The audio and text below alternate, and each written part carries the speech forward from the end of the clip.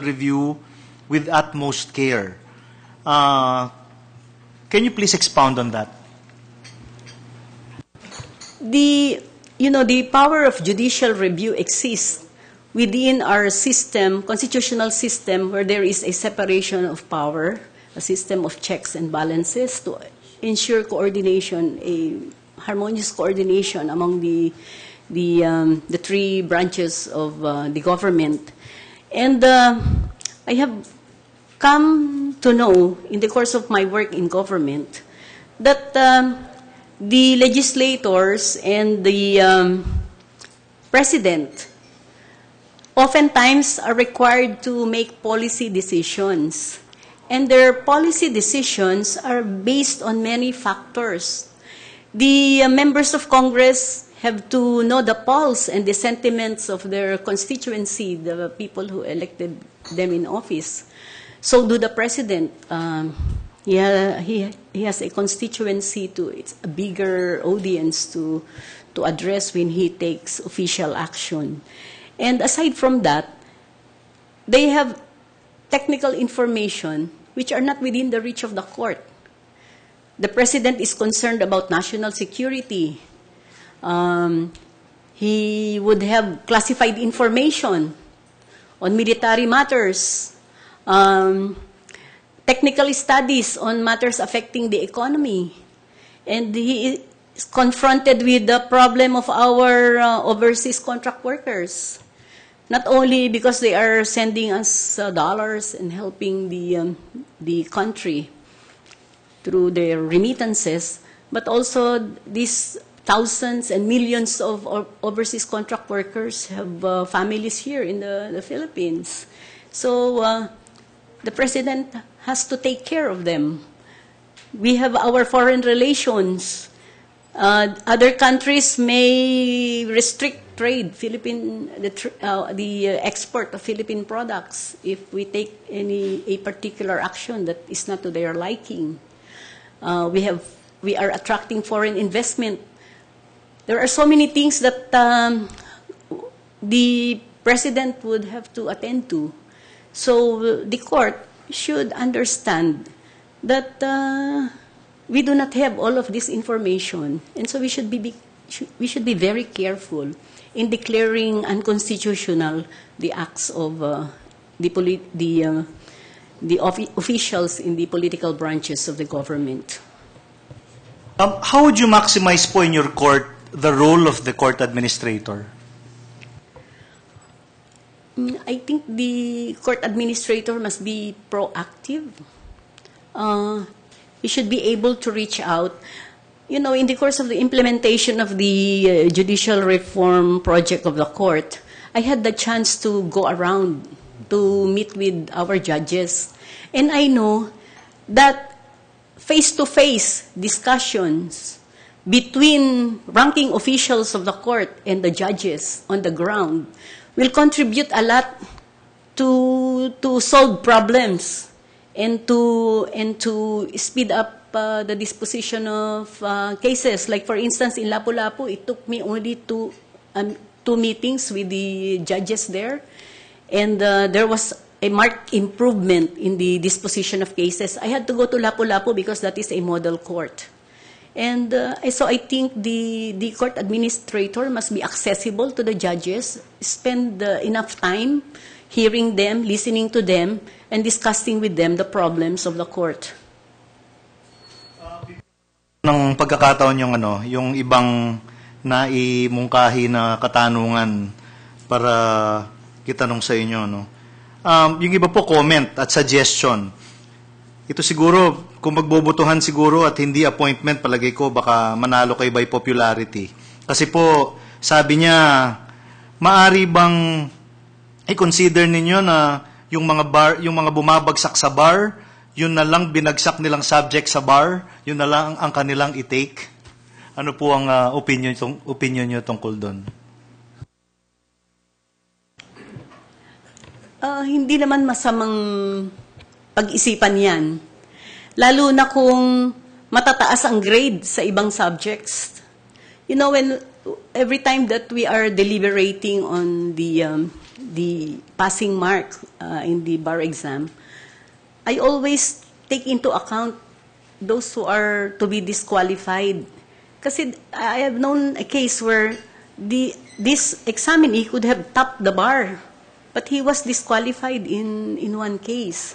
So there may really be cases where it is not just to make them go through the entire examination, but this will require a lot of study, and perhaps we need to evaluate. I don't know if we're capable of evaluating the examinees individually, because it's so hard in a situation like that to generalize. So perhaps we could first take some statistics to see how many failed just in one subject but got very high in other subjects, for us to reconsider this policy of the court. Thank you po. Ito ho, natugunan na nasagot na po ni Justice Abad kahapon, pero paulit-ulit po yung tanong. Siguro, baka hindi nakikinig kahapon itong nagtanong nito. At hindi lang po isang nagtanong, baka po maikling short comment po again dun sa trial by jury. Mukhang sabi ko nga marami ang nabibighani sa panonood ng law and order. So can you please again give us your take on the matter of adopting trial by jury? Briefly lang po. I'm not in favor of adopting trial by jury. You know, in the US, that has a very, very long history. It's part of their culture. Hindi yun parte ng kultura natin eh. And I don't know if the citizens will be willing to devote time to the trial of cases. And sometimes there is also that problem. In the US, they have a problem with that. They need to orient the jury members, they need to be told what are the issues, what they should look for, so that will put additional strain on the operation of our justice system. In the US, they allow this both in criminal and civil cases, but to a lesser extent in the case of in civil cases. But I know they are encountering a lot of problems because they are paid. That's additional expense. But the pay is not also enough for them to leave their family or to leave their work.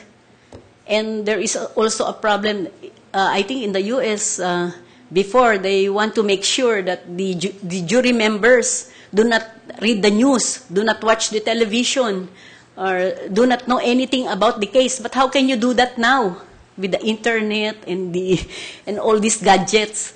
You cannot anymore sanitize the jury members. You cannot seclude them from what's happening in the society. And I think the important thing in the jury system is that the members of the jury do not know anything about the case, have not encountered anything in connection with the case, so that they can be objective. They are finders of fact in the jury system. The jury finds the fact for the judge, and the judge would apply the law. But there are also occasions where the judge do not agree with the jury, so you add more conflict in the criminal justice system, and there is disagreement between the judge and the jury. So yun po, sana nalinawan yung mga nagtatanong, kasi ang dami pong nagtatanong tungkol sa jury system. May final question po. Paano ninyo maitataguyod ang women empowerment sa Supreme Court?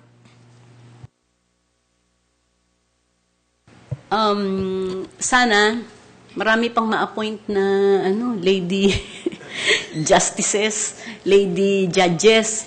Kasi I say this because if you consider the ratio, there's still a big gap, no? We have only 609 lady judges and justices from the highest court down. And this comprise about 33% of the entire membership of the judiciary. So I think in that area there can still be room for improvement. And I know I don't have any gender bias against the men, but I'm just saying that from my experience, I feel very much fulfilled working with the lady judges.